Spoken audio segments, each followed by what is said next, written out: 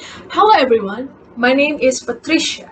I am a student from LSPR Communication and Business Institute. I'm taking international relations as my major and being taught by Sir Charles Bonar SIrait. So now, I will tell you all about what is hydropower. Hydropower has been the largest global provider of renewable electricity for over 100 years and represents the first mainstream source of renewable energy. However, many environmental groups don't feel large-scale hydro is truly renewable. So what is it? Is hydroelectricity a foundation of our energy future or something better left in our past? Today, hydroelectricity produces 73% of global renewable energy. There are three main types of hydropower facilities: large-scale impoundment dams, run-of-the-river dams, and pumped storage facilities. The first and most recognizable are the large conventional dams like the Great Hoover Dam. These are known as impoundment dams, and these harness water's potential energy by storing water upstream in the reservoir and then flowing that water downstream through a set of turbines which spin and generate electricity. While other renewable energy sources like wind and solar struggle with intermittency, impoundment dams do not. As a reservoir can store water for long periods of time, they essentially act like a giant battery which provides stable power, known as base load power. This can be used as a foundation which supports intermittent renewable sources like solar and wind.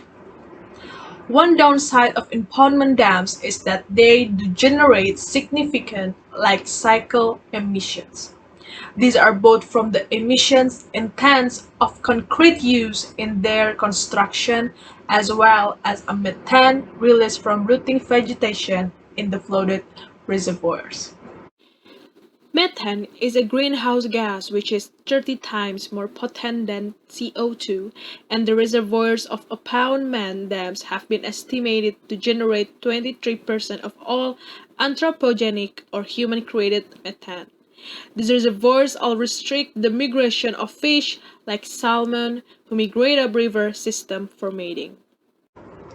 The area that this reservoir flood can also be enormous. The largest hydroelectric dam in the world, the Three Gorges Dam on the Yangtze River in China, has a reservoir the size of Barcelona and displaced 1.2 million people when it was built. It is for these reasons that many environmentalists don't view impoundment dam hydroelectricity as a true renewable source of energy. However, it should be mentioned that not all reservoirs are the same. Reservoirs with lower temperatures or higher oxygen levels will produce less methane than hotter and aerobic ones. And shortly after the dam is built, the reservoir produces essentially the same emissions as a naturally occurring lake. As these dams operate for a long time, often more than 100 years, impoundment dams have similar cycle emissions to wind, solar, and nuclear. A second type of hydroelectricity is known as a run-of-the-river and is considered a renewable source of energy.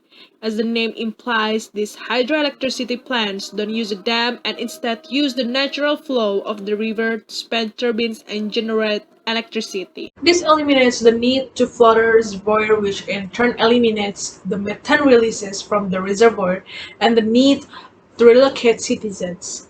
The downside of the run-of-the-river dams is that they are seasonal. They produce more when there is significant rainfall or meltwater, and produce less when there isn't. They cannot act like a giant battery in the same way as large impoundment dams. The last type of the hydroelectricity is known as pump storage. This system takes advantage of the high and low periods of power demand. When there is low demand for electricity but exists any generation, the excess electricity in the system is used to pump water into reservoir. When the demand for electricity is high, that water is then released down through turbines and generates electricity for consumption. This works well when paired with more intermittent, renewable energy sources like wind and solar. If the sun is shining but no one is using electricity, pump storage can be used to move water up into the reservoir and then release again in the evening when the demand for power increases.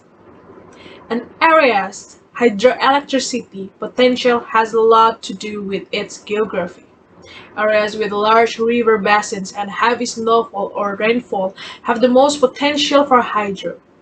Like Costa Rica, a country celebrated for its use of renewable energy, and if it's enormously from being a mountainous region with heavy rainfall.